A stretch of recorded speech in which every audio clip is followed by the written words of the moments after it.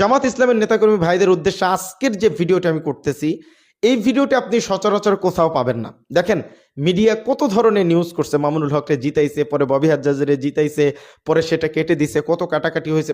সব বাদ দেন, সব বাদ দেন। জামাত ইসলামের নেতাকর্মী ভাইরা আপনারা হেরেও জিতে গেছেন। বলবেন কিভাবে? যে জামাত হেরে যাওয়ার পরেও কিভাবে তারা বিজয় লাভ করেছে এবং তাদের অবস্থানটা কি, এবং জামাত ক্ষমতা আসলে দেশের জন্য খারাপ হতো। আমারে অনেক বকাঝকা আপনারা করতে পারেন, কিন্তু হতো খারাপ। এটা আপনারা রাজনীতি, আমরা আবেগ দিয়ে রাজনীতি আসলে হয় না, রাজনীতি অন্য জিনিস দিয়ে, বোঝেন নাই? আবেগ দিয়ে রাজনীতি করতে আসবেন তো ধরা খাবেন, বুঝতে পারছেন?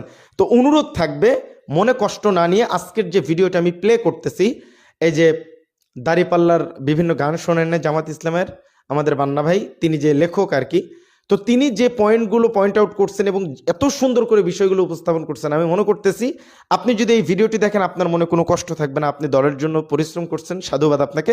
চলেন সেই ভিডিওটি দেখবো। তার আগে চ্যানেলে নতুন হলে একটু সাবস্ক্রাইব করবেন, জামাত ইসলামকে যারা সাপোর্ট করেন একটু দেখতে চাই, একটু লাইক করবেন। চলেন কথাগুলো শুনে আসি, কষ্ট পাবেন না, হেরে গিয়েও আপনারা জিতে গেছেন। দেখতে থাকি। কি ব্যাপার, এত মন খারাপ করে থাকলে হবে?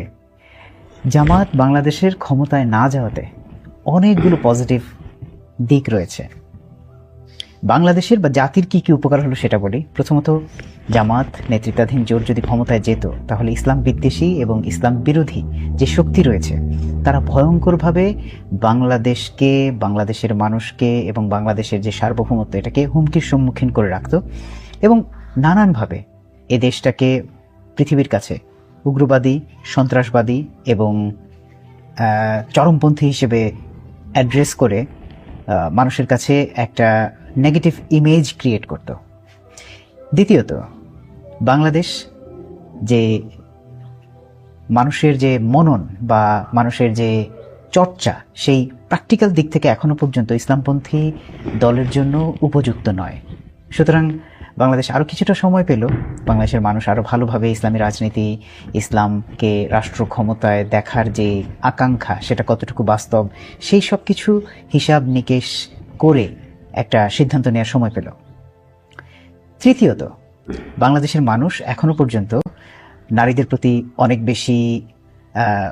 বেশি আমার ধারণা স্টেরিওটাইপ চিন্তাভাবনা রয়েছে দেশের সাধারণ মানুষের, এবং সেটার অনেক রিফ্লেকশন আমরা দেখতে পেয়েছি যে এবারে বাংলাদেশে জামাতকে অনেক মানুষ ভোট দিতে চেয়েছে যেন নারীরা বাহিরে ওপেনলি বের হতে না পারে। গ্রামগঞ্জে সাধারণত যে সকল পরিবারগুলো কনজারভেটিভ, যে সকল মানুষেরা কনজারভেটিভ এবং একেবারে প্রান্তিক মানুষদের মধ্যেও আপনি এই ধরনের চিন্তাভাবনা পাবেন যে জামাত ক্ষমতায় আসলে নারীদেরকে ঘরে রাখবে, সেজন্য তারা ভোট দিয়েছে। সো এই যে একটা